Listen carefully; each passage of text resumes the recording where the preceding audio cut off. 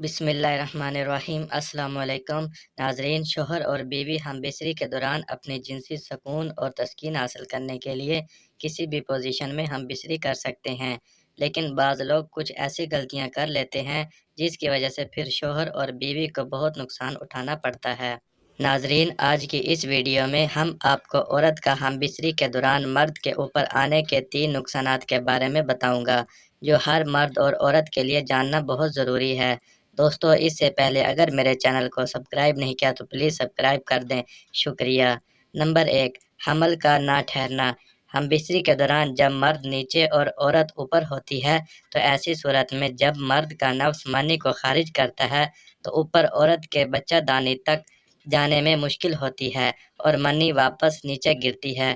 جب منی ٹھیک طریقے سے عورت کے بچہ دانی تک نہیں پہنچتی تو عورت کا حمل بھی آسانی سے نہیں ٹھہرے گا۔ نمبر 2، نفس میں زخم بن جانا۔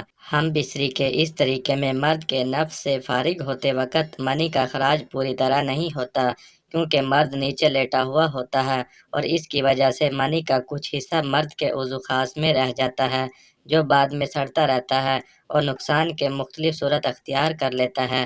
اس کے علاوہ عورت کی شرمگاہ سے بھی رطوبتیں جمع ہو جاتی ہیں جو نقصان کا باعث بنتی ہیں۔ نمبر 3، ٹائمنگ کا کم ہو جانا۔